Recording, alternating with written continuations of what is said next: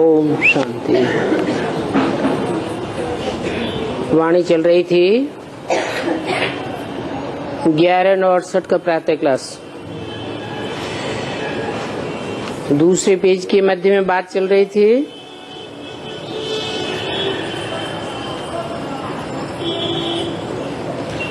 ब्राह्मण लोग जब भोजन पान करते हैं तो ये मंत्र जपते हैं ब्रह्मा भोजन का।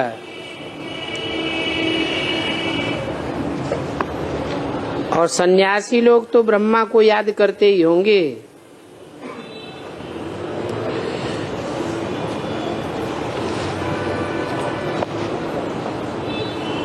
वो चाहे बेहद के सन्यासी हों चाहे हद के सन्यासी हों, और उन्हों का तो ज्ञान ही उल्टा है। बाप तुमको इन गुरुओं की जंजीरों से छुड़ाते हैं जो उल्टा ज्ञान देते हैं। वो सन्यासी है ही निवृत्ति मार्ग वाले,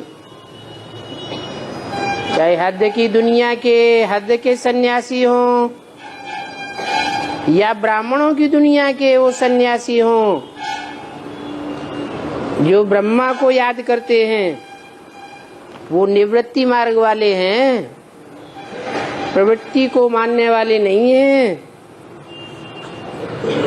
उनका तो धर्म ही अलग है। इसलिए कहेंगे कि वो हद के सन्यासी हैं। कहते हैं कि हमने घर बार छोड़ा है, मिल्कियत छोड़ी है, सब कुछ छोड़ा है, फिर भी देखो अंदर शहरों में घुस पड़े हैं और बड़े बड़े महल माड़ियां अटारियां मठपंथ आदि बनाते रहते हैं। अभी तुम्हारा तो है बेहद का सन्यास। इस बेहद के सन्यास में तुम इस सारी पुरानी दुनिया को भूल जाते हो, क्योंकि तुमको फिर जाना है नई दुनिया में। गृहस्थ में रहते हुए बुद्धि में ये है कि अभी हमको जाना है सुखधाम व शांति धाम। इस दुखधाम की दुनिया को बुद्धि से छोड़ देते हो। जानते हो कि शांति धाम को भी याद करना पड़े। बाप को याद करते हो, सुखधाम को याद करते हो, शांति धाम को याद करते हो। ये हमारा बहुत जन्मों के अंत का जन्म है। जानते हो कि 84 जन्म पूरे किए। इन 84 जन्मों के बारे में बाप बैठ समझाते हैं कि तुमने सूर्यवंशी में इतने जन्म लिए, चंद्रवंशी में इतने लिए। वो लोग कह देते हैं आत्मा सो परमात्मा। अब आत्माएं अनेक जन्म लेती है या परमात्मा अनेक जन्म लेता है? फिर कह देते हैं परमात्मा सो आत्मा। बताते हैं कि आत्मा को कोई लेप छेप नहीं लगता, क्योंकि आत्मा ही परमात्मा है। अब यदि आत्मा को कोई लेप छेप नहीं लगता तो क्या शरीर को लेप छेप लगता है? शरीर तो जड़ है, 5 तत्वों का पुतला है। उसको लेप छेप कैसे लगेगा, प्रभाव कैसे पड़ेगा? आत्मा संग के रंग में आती है। संग के रंग में आती है तो रंग जाती है। 5 तत्व तो जड़ हैं, उन पर क्या असर पड़ेगा? तो बाप कहते हैं ये उन्हों का उल्टा अर्थ है। बाबा अभी हम बच्चों को बैठकर समझाते हैं कि सो अहम का अर्थ क्या है। वो तो कह देते हैं आत्मा सो परमात्मा। वास्तव में सो अहम का अर्थ है कि जो देवताएं हम थे सो हम आत्मा भी मनुष्य बन पड़े हैं और मनुष्य से भी नीचे गिर करके असुर बन पड़े हैं। हम आत्मा परम पिता की संतान हैं। पहले पहले हम स्वर्ग में आते हैं। हम माने जो आत्मिक स्थिति में स्थित होने वाले बच्चे हैं, जो पहले पहले आत्मिक स्थिति की प्रैक्टिस कर लेते हैं, वो पहले पहले स्वर्ग में आते हैं। आत्मिक स्थिति की प्रैक्टिस करने में जो पीछे रह जाते हैं वो बाद के घटिया स्वर्ग में आते हैं। स्वर्ग में भी 16 कला संपूर्ण और 8 कलाएं संपूर्ण भी होते हैं। तो ऊंचते ऊंचे स्टेज को तुम धारण करते हो। तुम माने क्या? वो आत्माएं धारण नहीं करती। ये ब्रह्मा जैसी आत्माएं ऊंचते ऊंचे स्टेज को धारण नहीं करती। ऊंचते ऊंचे तुम्हारी स्टेज बनती है। तुम चढ़ती कला के बनते हो और सब आत्माएं चाहे सूर्यवंशी मैं नीची कोटि की हूं,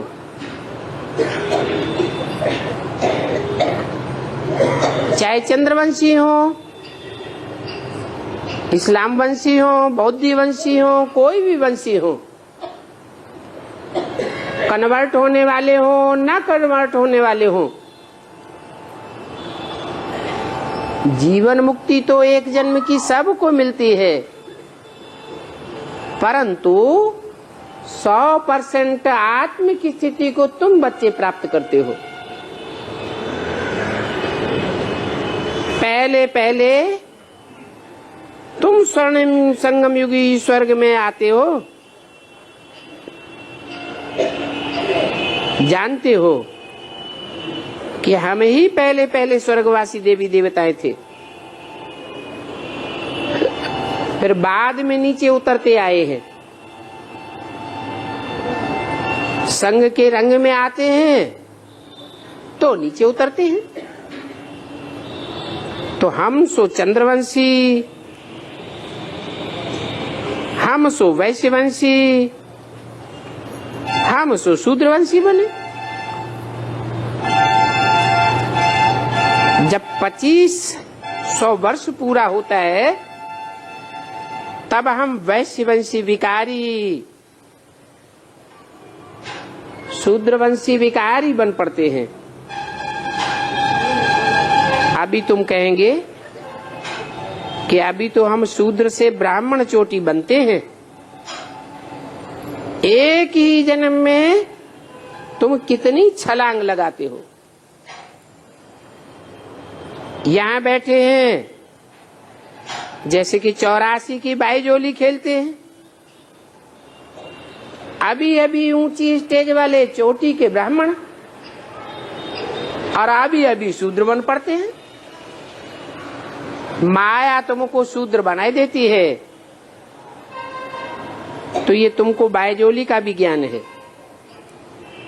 बाईजोली खेलते हैं ना, मंदिर आदि की परिक्रमा देते हैं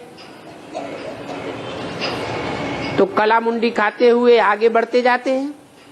कभी सर नीचे तो कभी पांव ऊपर। इसका अर्थ क्या हुआ?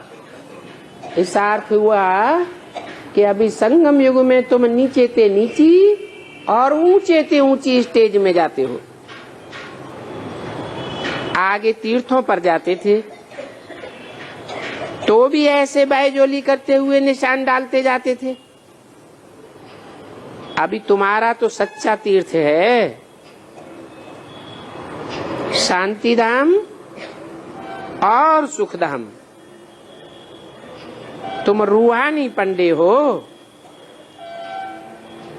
तुम उन सन्यासियों की मिसल कोई देहधारियों को खींच खींच करके तीर्थ अथवा पहाड़ों पर नहीं ले जाते हो। तुम तो आत्माओं की कशिश करते हो। आत्मा की कशिश करने वाला रूहानी पंडा कहा जाता है। सभी को राज्य देते हो, कहते हो बाप को याद करो तो तुम शांति धाम सुख धाम चले जावेंगे। साधु संत आदि सभी शांति धाम जाने के लिए कितनी मेहनत करते हैं, परंतु जाए तो कोई भी नहीं सकते हैं। जब जावेंगे तो सारा उनका लाट इकट्ठा होकर के जावेगा।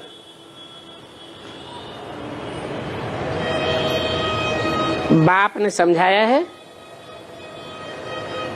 सतयुग में तो तुम बहुत थोड़ी देवी देवताएं होते हो, फिर बाद में वृद्धि होती जाएगी। जब सतयुग आदि होगा तो तुम बहुत थोड़े देवताएं होंगे। कितने होंगे? एक ही पारिवारिक इकाई से स्वर्ग शुरू होगा, अनेक परिवार नहीं होंगे। तो उस एक पारिवारिक इकाई में कितने होंगे? कम से कम जो भी होंगे वो संपन्न स्टेज वाले 100% ऊंची स्टेज वाले होंगे या नीची स्टेज वाले होंगे? ऊंचे से ऊंची स्टेज वाले होंगे। बाप आते हैं तो ऐसी आत्माओं के द्वारा स्वर्ग स्थापन करते हैं, कराते हैं जो आत्माएं तीव्र पुरुषार्थी हों। ऐसी तीव्र पुरुषार्थी हों जो अंश मात्र भी धर्मराज की सजाएं नहीं खाती हैं। तो पहली पारिवारिक इकाई जिससे स्वर्ग की स्थापना की शुरुआत होती है उसमें कितनी आत्माएं होंगी? 8 होंगे। इसलिए बोला कि बहुत थोड़े होते हैं, फिर बाद में वृद्धि होती जाएगी। तो बाप कहते हैं कि तुम बच्चे स्वदर्शन चक्रधारी हो जो पूरे 84 जन्म लेते हो। वास्तव में देवताएं स्वदर्शन चक्रधारी नहीं है। क्यों? क्योंकि वो तो 84 जन्मों को जानते ही नहीं है। तुमको अभी 84 जन्मों की उतरती कला और चढ़ती कला का ज्ञान है, परंतु इस समय तुम्हारी माया के साथ युद्ध चल रही है। वो दुनियावी लड़ाई होती है, युद्ध होते हैं। उस लड़ाई में भी जिसको जोरदार समझते हैं तो उन जोरदार राजाओं के पास जाकर के शरण लेते हैं। अभी तुम किसकी शरण लेते हो? हैं? तुम माया से युद्ध करने के लिए किसकी शरण लेते हो? हैं? शिव की शरण लेते हो? हैं? शिव बाबा की शरण लेते हो? शिव बाबा की शरण लेते हो तो शिव बाबा क्या युद्ध करता है? वहां तो उस राजा की शरण लेते हैं जो बड़ा जोरदार होता है युद्ध करने में। उसकी रूहानी मिलिट्री, यहां जैसी तुम्हारी रूहानी मिलिट्री बहुत तीखी है तो उनकी मिलिट्री बहुत तीखी होती है।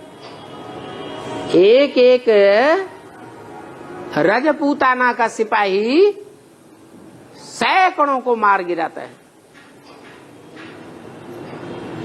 शिवाजी थे, छोटी सी सेना थी, हजारों की तादाद में, और औरंगजेब की सेना लाखों की तादाद में थी। फिर शिवाजी ने क्या किया? औरंगजेब के दांत खट्टे कर दिए, नाकों चने चबा दिए। तो ऐसी तुम्हारी रूहानी ताकत है कि जन्म जन्मांतर के लिए वो ताकत काम करती रहती है। ऐसे नहीं कि सतयुग में ही तुम्हारी रूहानी ताकत बढ़ेगी, वहां तो युद्ध करने की बात ही नहीं।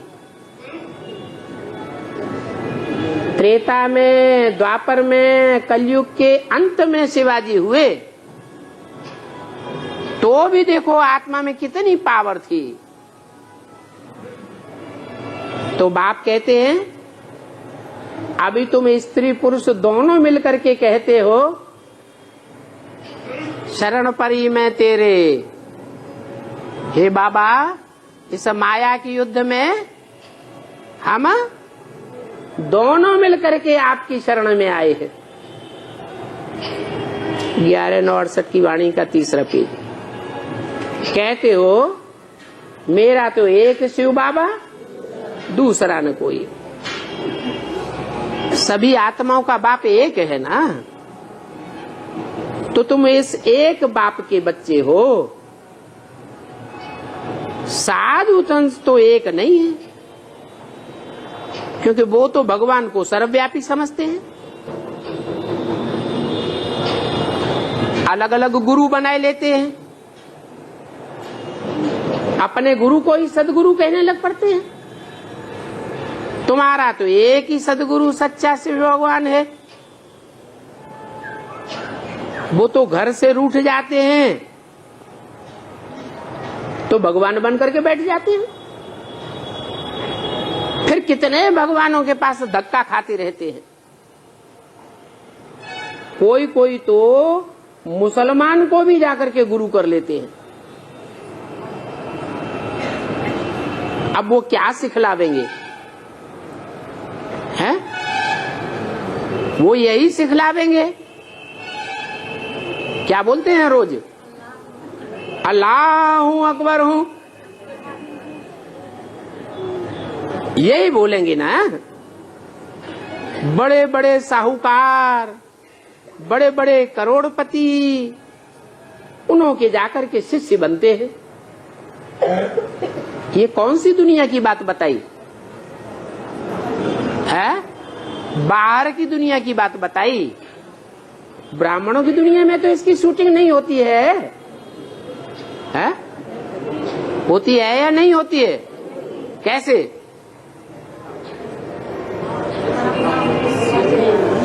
अरे ब्राह्मणों की दुनिया में भी कोई ऐसे गुरु हुए हैं जो अपन को सदगुरु भगवान समझ करके बैठ गए। बड़े बड़े पोस्टर सब छपवाए दिए, उन पोस्टरों में अपना चित्र छपवाए दिया, त्रिमूर्ति का चित्र बनाई दिया।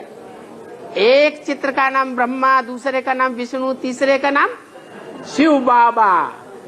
सदगुरु हो गया। वो कहता है अल्लाह हूँ, अकबर हूँ, मैं नई दुनिया रचूंगा। रचते रचते खुद ही फां हो जाते हैं। तो देखो ऐसे ऐसों के जाकर के करोड़पति, बड़े बड़े साहूकार, उनके शिष्य बने बैठे हैं। गुरु मर जाते हैं और चेले सत्यानाश होते रहते हैं। उन मुसलमानों की फिर महफिल लगती है। गंदे गंदे खान पान खाते रहते हैं। तमो प्रधान मनुष्य है ना। हर हफ्ते जाकर के वहां मस्जिद में बांग भरेंगे। बांग कौन सा प्राणी है जो बांग भरता है? मुर्गा। क्या करता है वो? करता क्या है? कुछ करता है कि नहीं मुर्गा? है? हाँ, सवेरे सवेरे अमृत बेले सबको जगा देगा। ढोल बजाएगा, मजीरा बजाएगा, कॉन्फ्रेंस करेगा, बड़े बड़े मेले, प्रोग्राम, कॉन्फ्रेंस आदि कर करके सारी दुनिया को जगा देगा। कहेगा दाता गान, दाता का गायन करो, और खुद सो जाता है। कहाँ की बातें हैं? बेसिक वालों की बातें हैं, एडवांस वालों की बातें हैं। ये सब बेसिक ब्राह्मणों ने ये शूटिंग की है। इनको धर्म की ग्लानि कहेंगे कि दूसरों को जगाना और खुद सो जाना। कितनी मूर्खता है। अब इन हिंदुओं को तो अपने धर्म का पता ही नहीं है। ये सब हिंदू हैं जो कभी अधूरे देवता बने थे। अधूरे देवता बन करके जब द्वापर आया तो दूसरे धर्मों में कन्वर्ट हो गए। इनको अपने धर्म का पता ही नहीं रहता है। अभी समझते हैं कि हम वास्तव में हिंदू हैं। हिंग माने हिंसा, दू माने दूर करने वाले। हम काम विकार की हिंसा को दूर करने वाले हैं, बकाबक सफेद कपड़े पहन करके। और बाकी जो घर गृहस्थ में रहने वाले भले एडवांस के ही क्यों न हो, वो सब हिंसा को बढ़ाने वाले। सच्चे सच्चे हिंदू हम हैं। अब उनको हिंदुओं को अपने धर्म का ही पता नहीं है, धर्म पिता का ही पता नहीं है कि उनका हिंदू धर्म किसने स्थापन किया। बाप समझाते हैं वास्तव में तुम आदि सनातन देवी देवता धर्म के हो, परंतु पतित बन गए हो। माया ने तुमको पतित बनाई दिया है, इसलिए तुम अपन को देवी देवता कह नहीं सकते हो। वो धर्म प्रायः लोप हो गया है। ऐसे नहीं कि पूरा लोप हो गया है। प्रायः लोप हो गया माने अभी भी कहीं न कहीं भारतवर्ष में ऐसे ऐसे परिवार हैं, 60 70 लोगों के परिवार हैं जिन परिवारों का एक मुखिया होता है राजा की तरह। उसकी बात को परिवार का कोई सदस्य काट नहीं सकता। एक चूल्हे पर रोटी बनती है, ढेर की ढेर जिठानियां और देवरानियां हैं, सब आपस में मिलकर के बड़े प्यार से रहती हैं। उनके परिवार में कोई भी प्रकार का प्रदूषण देखने को नहीं मिलेगा, क्योंकि जहां प्योरिटी होती है वहां पीस और प्रॉस्पेरिटी होती है। वो धर्म अब प्रायः लोप है। हाँ, आदि सनातन देवी देवता धर्म के बदली आदि सनातन हिंदू कह देते हैं। आत्मा जानती है कि हम पतित हैं। नाम तो बहुत बड़े बड़े रख दिए हैं, श्री श्री 108, श्री श्री 1008, माना डबल श्रेष्ठ हैं, ऐसे अपन को समझते हैं। अब श्री श्री का टाइटल तो वास्तव में एक शिव बाबा का है, दूसरा कोई का नहीं हो सकता। कैसे? श्री कौन? श्री है देवताएं। देवता उनको कहा जाता है जो 16 कला संपूर्ण होते हैं। उन 16 कला संपूर्ण सतयुग के देवताओं को चाहे राधा हो चाहे कृष्ण हो, उनको बनाने वाला कौन? और वो बनाने वाला भी साकार में होगा या निराकार बिंदी होगा? साकार होगा। साकार होगा तो उनसे भी श्रेष्ठ हुआ। किनसे? जो 16 कला संपूर्ण सतयुग के देवताएं होते हैं, उनको भी जन्म देने वाला उनका बाप हुआ। उनको कहेंगे श्री श्री स्वामी 1008 अथवा 108 सत्य चित्त आनंद। उनके टाइटल को ये देहधारी धर्मगुरु लेकर के बैठे हैं। अब उनसे पूछो, क्या तुमने 108 का संगठन बनाया? उस माला का संगठन तुमने बनाया जिस माला को सारी दुनिया के हर धर्म के मनुष्य सिमरण करते हैं। कोई भी धर्म ऐसा नहीं है जिसमें माला का स्मरण न किया जाता हो। एक ही भारत में कितने 108 श्री श्री सच्चिदानंद बैठ जाते हैं, सदगुरु बन करके बैठ जाते हैं, टाइटल ले लेते हैं।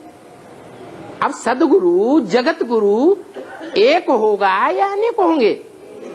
सारे जगत का गुरु तो एक ही होगा ना। तो वो बाप को कहा जाता है श्री श्री 108। देवताओं को तो सिर्फ कहेंगे श्री। ये गुमूत से पैदा होने वाले जो गुरु हैं उनको श्री श्री कैसे कह सकते हैं?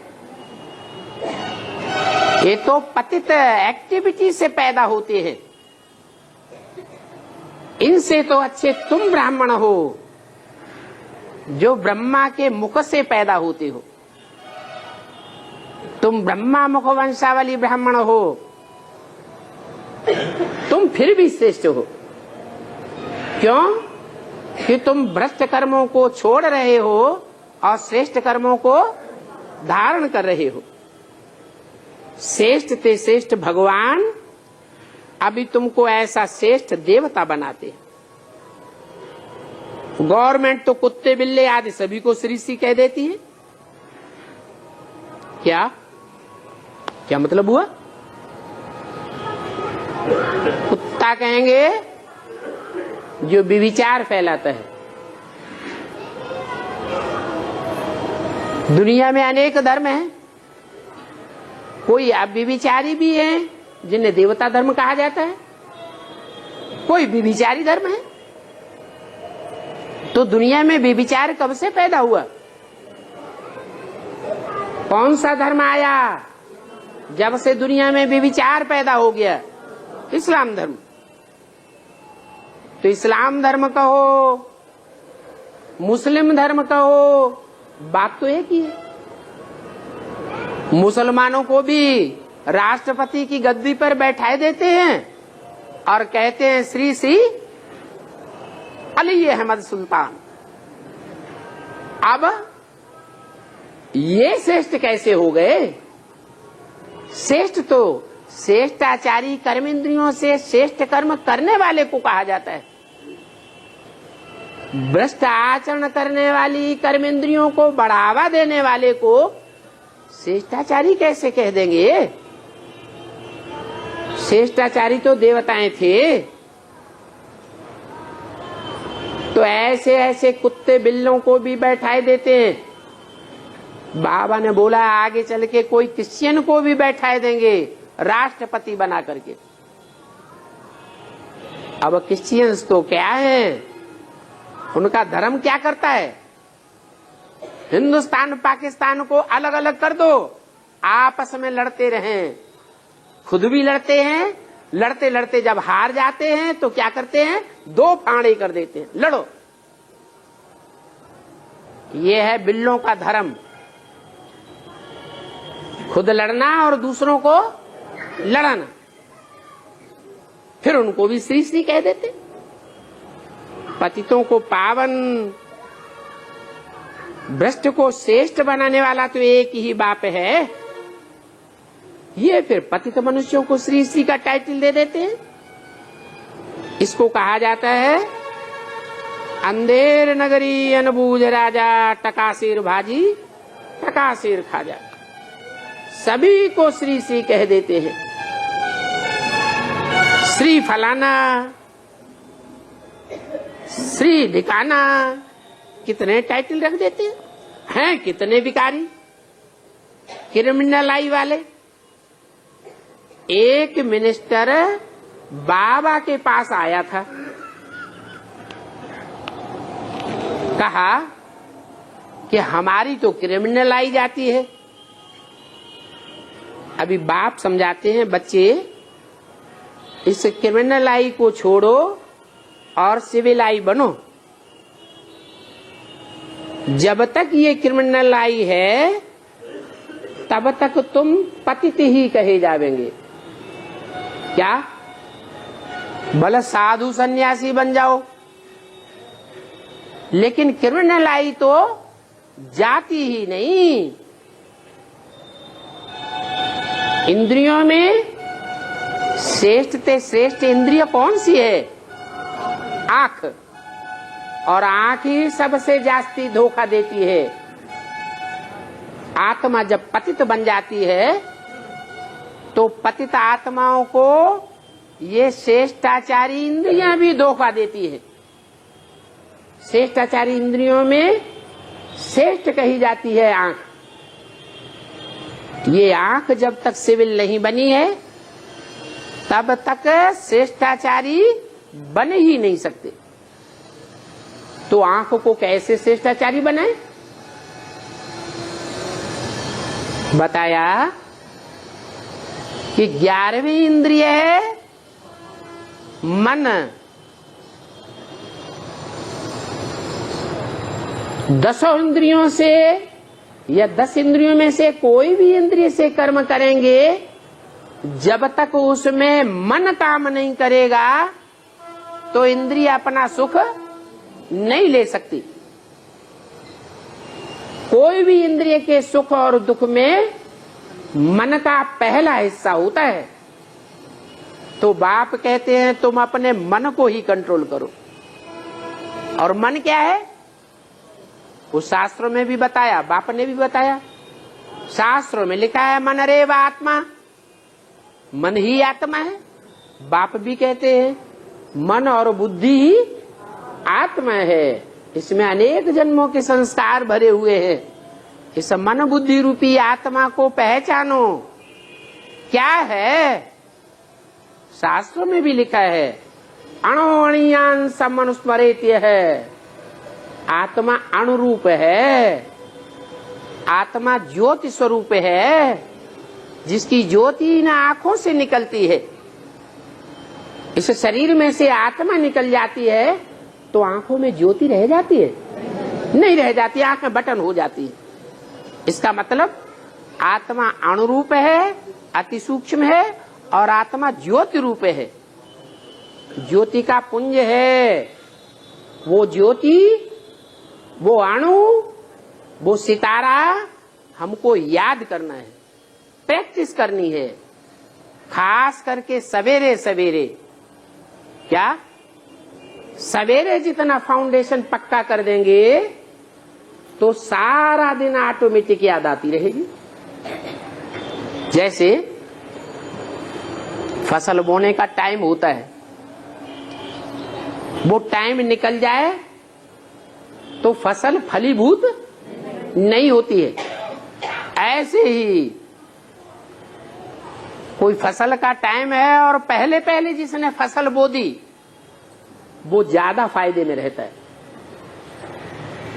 और जिसने देर कर दी वो उतना फायदे में नहीं रहता। ऐसे ही ये अमृत वेला जो है वो मन को एकाग्र करने का फाउंडेशन वेला है। सवेरे सवेरे उठ करके और सब बातें भूल जानी चाहिए। आंख खुली और मैं आत्मा स्टार, ज्योति बिंदु भ्रकुटी के मध्य में ये स्टार चमकता है, याद करो। नहीं याद आता है, एक दूसरे के मस्तक में वो सफेद स्टार लगा दो। क्या? आज के पुरुषों ने तो परंपरा बना दी है कि कन्या माताओं की बिंदी लगा देंगे लाल, तो उनका चेहरा भी याद आता रहे। अपन को टीका लगाना भूल गए। संत महात्माओं ने पुराने समय में ये परंपरा बनाई थी कि एक दूसरे को देखें तो बिंदी और टीका याद आए कि आत्मा टिकी हुई है कहाँ? मस्तक में। तो पुरुषों ने तो पहले ही लुटिया डुबो दी, टीका लगाना खुद भी भूल गए और दूसरों को भी टीका ईका याद दिलाने की बात भूल गए। माताएं जो हैं वो परंपरावादी होती हैं, वो फिर भी लगाती हैं, लेकिन वो भी ये बात भूल गई कि ये बिंदिया कोई शोभा दिखाने की चीज नहीं है, कोई अपनी सुंदरता को दिखाने की चीज नहीं है। क्या काहे के लिए है? कि जो कोई देखे तो हमको आत्मिक रूप में देखे। आत्मिक स्वरूप में देखने के लिए ये परंपरा बनाई गई थी, परंतु कोई लाल बिंदिया की परंपरा नहीं। आत्मा वास्तव में कैसी है? श्वेत है। श्वेत आत्मा ओरिजिनल चीज है जो सतयुग में थी। बाद में जैसे जैसे संग का रंग चढ़ता जाता है, अनेक प्रकार के रंग लगते जाते हैं संग के। तो अनेक रंग मिला दो तो कैसा रंग हो जाएगा? है? अरे सातों ही रंग मिला दो तो काला रंग हो जाएगा। तो अभी आत्मा काली हो गई है। तो बाप ने भी मुरली में बोला है क्या कि सफेद स्टार छोटा सा मस्तक में लगा दो, अच्छी तरह चिपक जाए, अच्छे से याद आएगा। जब कभी भी देखेंगे तो क्या याद आवेगा? स्टार याद आवेगा। वो स्टार अमृत वेले याद करना है।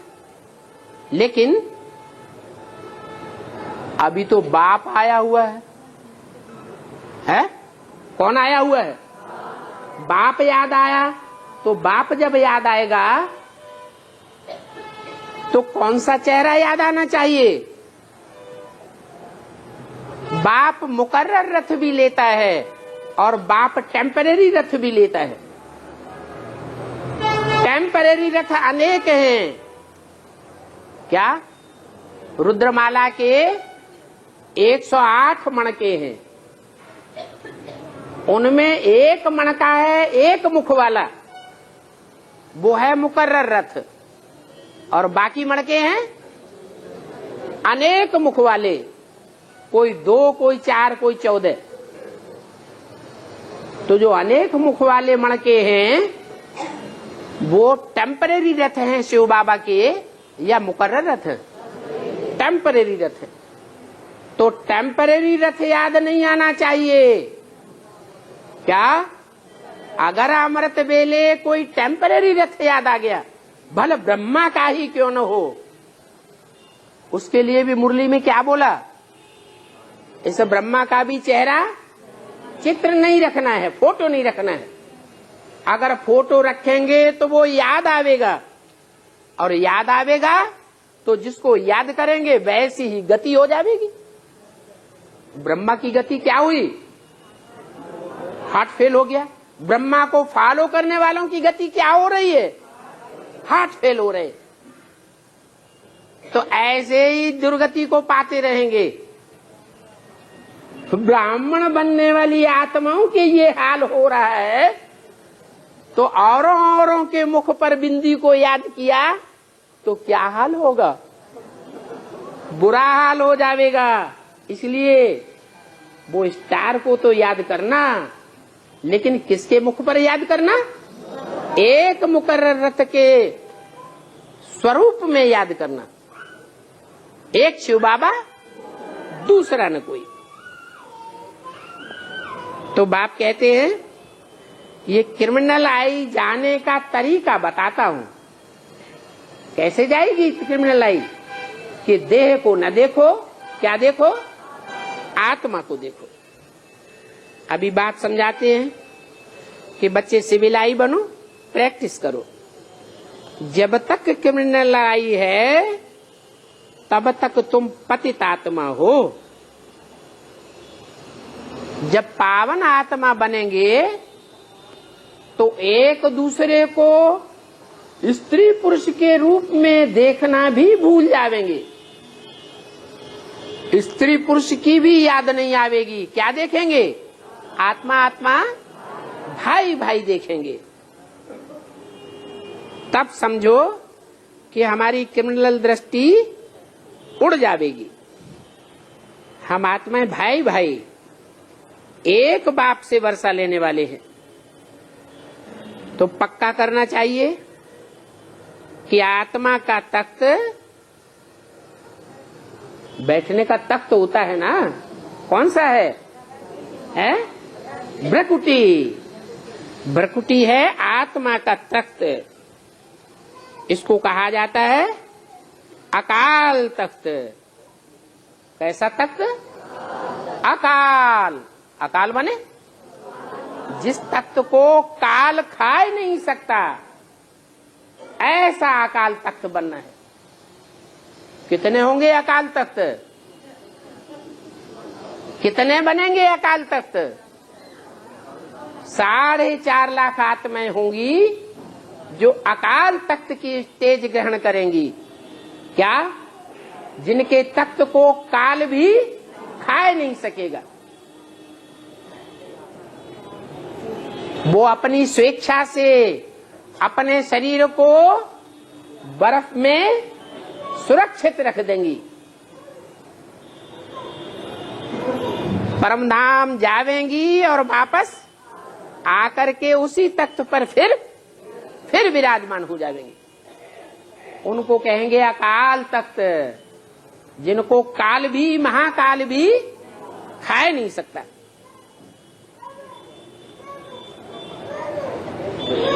तो अकाल आत्मा इस तख्त पर विराजमान है। बाकी तो ये शरीर मिट्टी का पुतला है। क्या? काय का पुतला है? मिट्टी का पुतला है।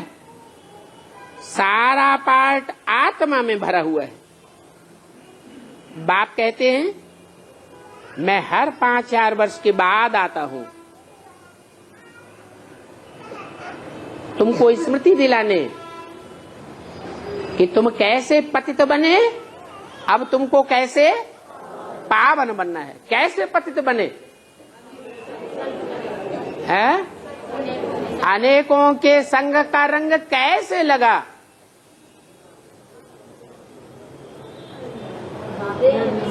अरे ने इंद्रियों से अनेकों का संग किया, उनमें ये आंखें भी शामिल हैं।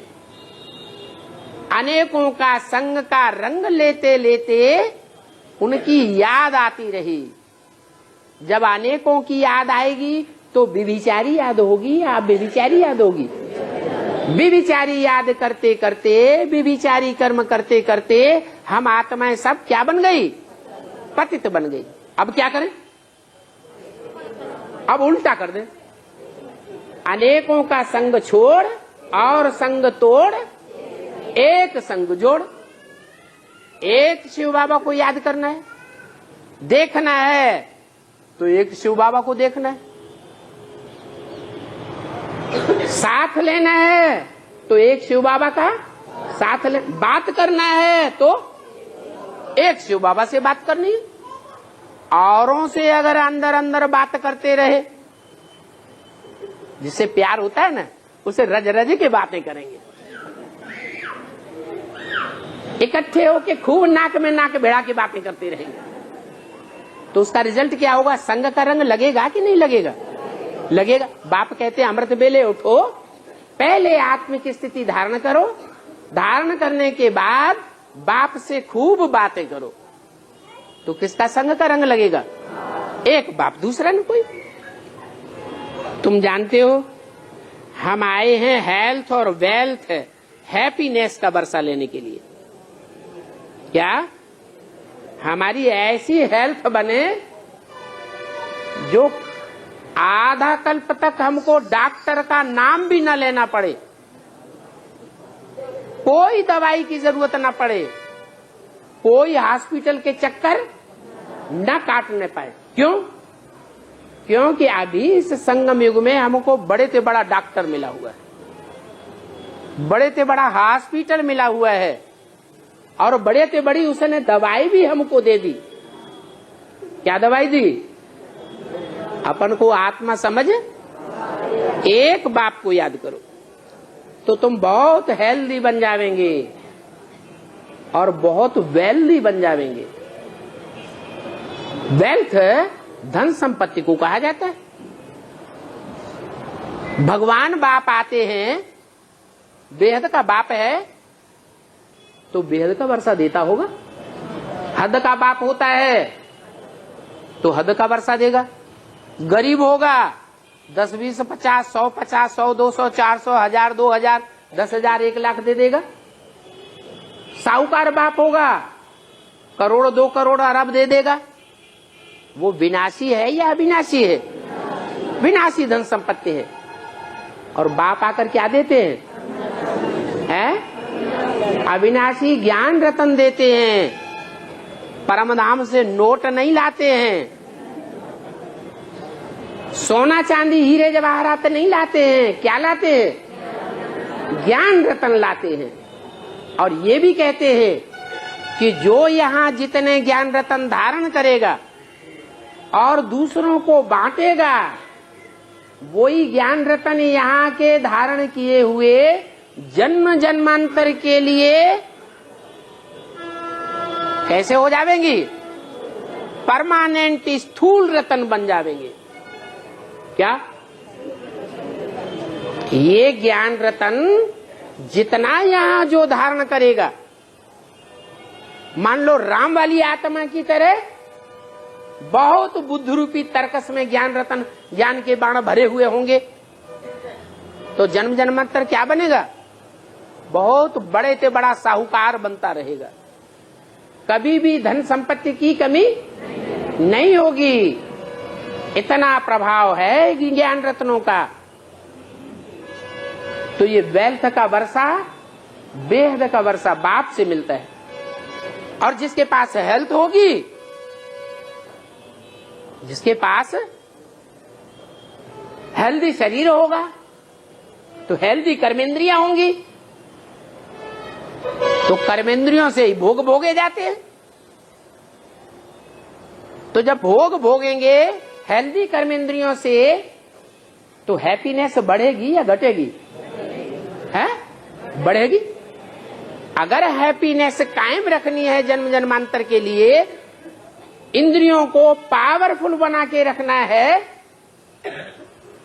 तो बाप ये तरीका बताते हैं कि हेल्दी और वेल्दी बनो। अगर हेल्दी और वेल्दी बनेंगे तो जन्म जन्मांतर के लिए हैप्पीनेस मिलती रहेगी। तुम जितने भाग्यशाली बनोगे उतना भाग्यशाली और कोई धर्म वाला नहीं बनता है। तो बोला सतयुग में तुमको तो अथाह सुख मिलता है, अथाह धन मिलता है। वहां तुम 21 पीढ़ी सदा सुखी रहते हो।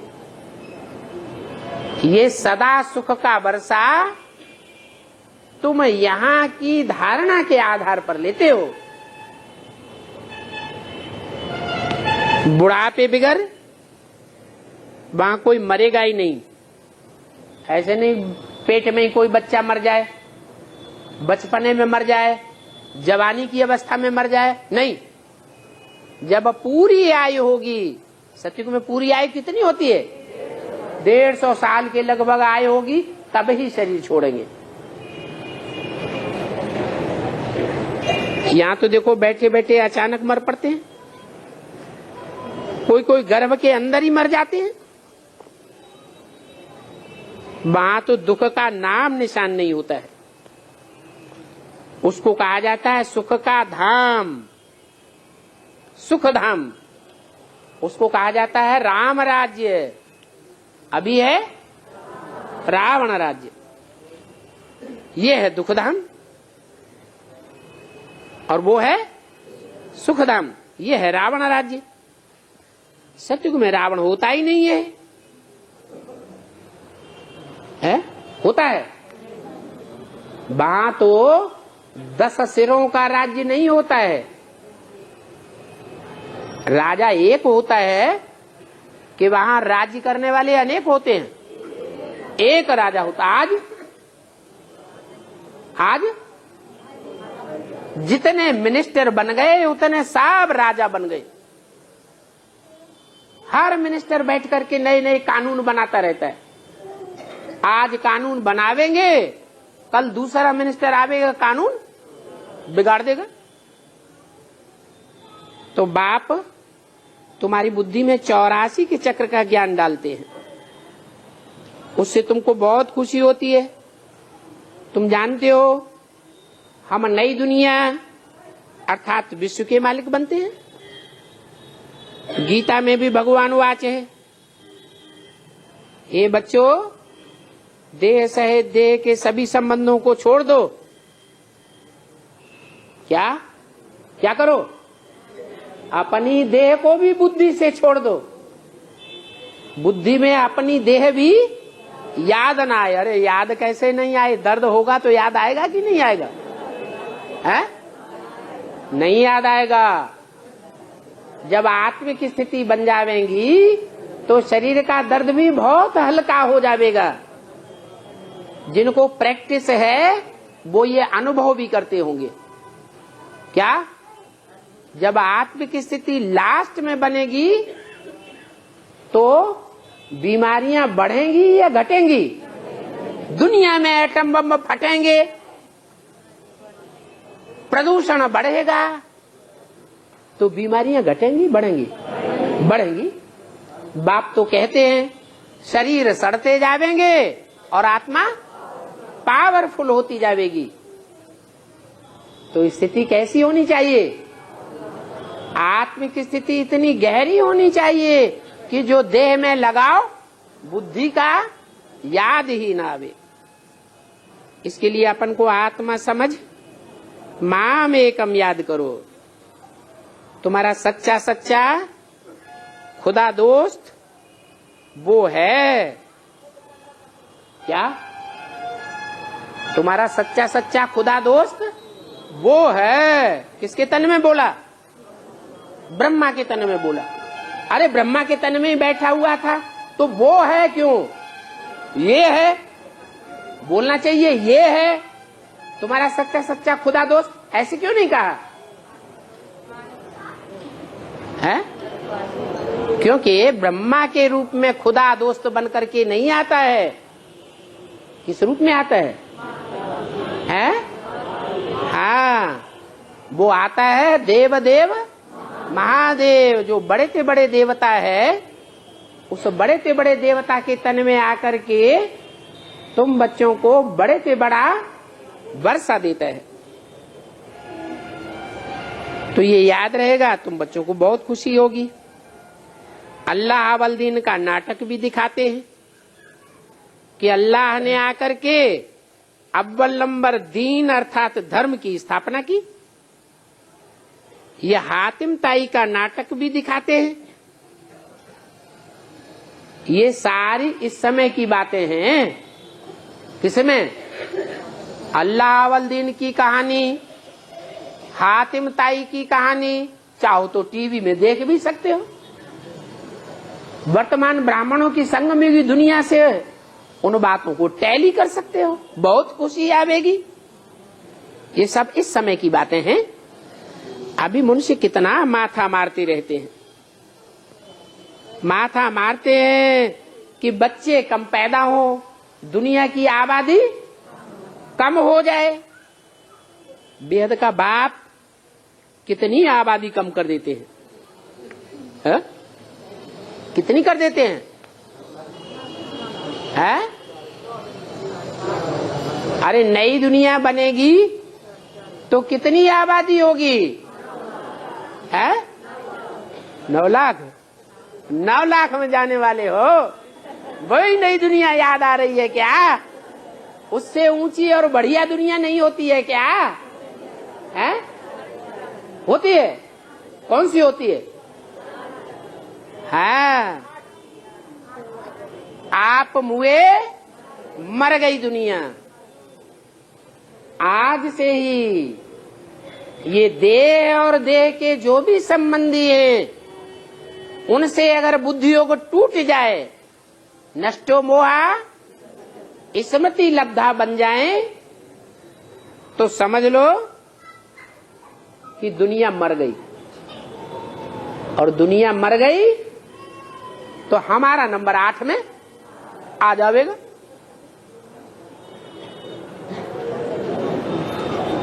बाबा ने तो मुरली में सन 76 के लिए ही बोल दिया था। क्या बोला था? पुरानी दुनिया खलास हो जाएगी और नई दुनिया स्थापन हो जाएगी। तो ये बात कैसे साबित हुई है? अरे यही एक बात थी, यही एक फिक्रा था जो प्रैक्टिकल जीवन में कोई ने धारण किया होगा। आप मुए, मर गई दुनिया। उस दुनिया से अपने को मार दिया, जीते जी मर गए। समझ लिया कि ये दुनिया हमारे लिए मर गई, कोई काम की नहीं। ये आज नहीं तो कल मरे पड़े हैं, इनसे अभी हमें कुछ लेना देना नहीं है। चाहे बाहर की 500 करोड़ की दुनिया हो और चाहे ब्राह्मणों की वो सफेद कपड़ों वाली दुनिया हो, इस दुनिया से हमको कुछ लेना देना नहीं है।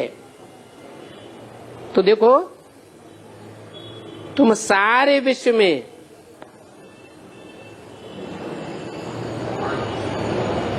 तुम बच्चे सारे विश्व में कितने रोशन हो जाते हो।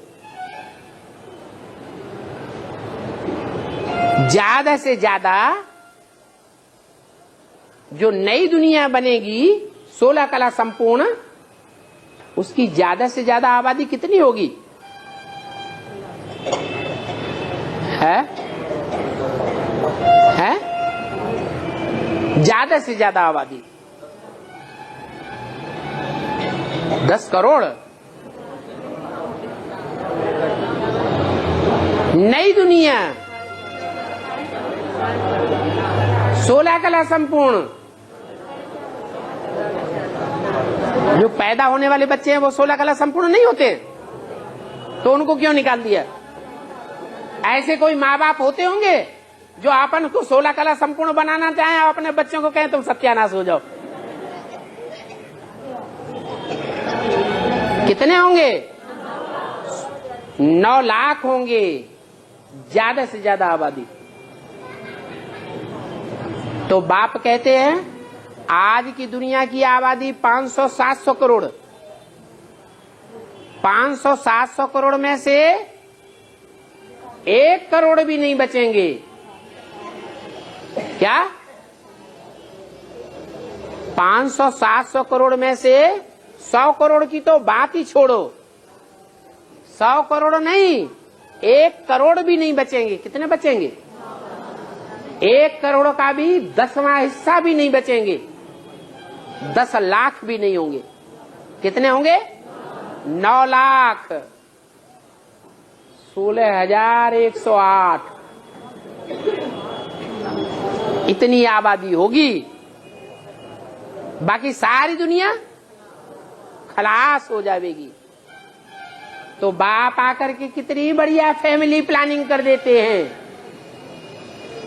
सारी दुनिया के देश देशांतर कितनी हिम्मत करते हैं, मेहनत करते हैं, कितनी दवाइयां बनाते हैं, लेकिन दुनिया की आबादी दिन दूनी रात चौगुनी बढ़ती जाती है। तो देखो 9 लाख आबादी जाकर रहती है, बाकी इतने 500-700 करोड़ मनुष्य नहीं होंगे, सभी मुक्ति शांति धाम चले जाते हैं। तो ये करामात बाप की है। एक देवी देवता धर्म का फाउंडेशन लगाते हैं और बाकी सभी धर्मों का विनाश करा देते हैं। जो देवी देवता सनातन धर्म के पक्के होंगे वो रह जाएंगे, बाकी कच्चे पक्के होंगे, दूसरे धर्म में कन्वर्ट होने वाले होंगे, तो सब खलास हो जाएंगे। ये 84 का चक्र अच्छी रीत बुद्धि में बिठाना है। इसको कहेंगे सुदर्शन चक्र। बाकी चक्र से कोई गला आदि काटने की बात नहीं है। क्या? जब सुदर्शन चक्र से गला काटते हुए भगवान को दिखाया है, उसका अर्थ क्या हुआ? उसका अर्थ हुआ कि ये धड़ अलग कर दिया, देहभान अलग कर दिया और आत्मा अलग कर दी। आत्मा जब अलग की जाती है तो देहभान अलग हो जाता है। तो तुम बच्चों का आत्माभिमानी बनाने के लिए ऐसा माहौल तुम्हारा बन जाता है, तुम ही आत्माभिमानी बनते हो और बाकी सारी दुनिया देह अभिमानी बन जाती है। तो उनका देहभान खलास होता है और देह भी खलास हो जाती है। और तुम्हारी आत्मा अमर बन जाती, तुम अमर देवता बन जाते हो। उन्होंने तो हिंसक शस्त्र बनाई दिया है। किसको? सुदर्शन चक्र को। लेकिन तुम्हारा सुदर्शन चक्र हिंसक है या अहिंसक है? तुम्हारा सुदर्शन चक्र अहिंसक है। देखो कहां की बात कहां ले जाते हैं। शास्त्रों में श्री कृष्ण के लिए हिंसक बातें लगाई दी हैं कि उन्होंने सबका गला काटा, सबको सुदर्शन चक्र से मारा। अब मारने का अर्थ क्या हुआ है? सबके देहभान को क्या कर दिया? खलास कर दिया। तो जिनका देहभान होगा उन्हीं को तो खलास करेंगे। जिन्होंने पुरुषार्थ करके अपने को आत्मा बना लिया, उनका देहभान खलास होने की बात है ही नहीं। तो देखो श्री कृष्ण के लिए कितनी ग्लानि कर दी है, कितना हिंसक बनाए दिया है। तुम तो डबल अहिंसक बनते हो। काम कटारी चलाना ये भी एक हिंसा है।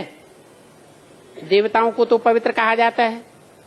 योग बल से विश्व का मालिक बन सकते हैं, तो योग बल से बच्चे पैदा क्यों नहीं हो सकते है? योग बल से क्या मिलती है? विश्व की बादशाही। जब विश्व की बादशाही मिल सकती है तो योग बल से बच्चों की पैदाइश नहीं हो सकती है? उसके लिए इंद्रियों की जरूरत है नहीं? राधा कृष्ण विश्व के मालिक बनेंगे सतयुग में? है? नहीं बनेंगे। विश्व कहा जाता है 500-700 करोड़ विश्व धर्मों की आत्माएं मौजूद हों, तब होते हैं विश्व के महाराजन। तो राधा कृष्ण वाली आत्माएं जो पहले पत्ते हैं सृष्टि के, वो भी विश्व के मालिक नहीं बनते। वो भी इंद्रियों से पैदाइश करते हैं।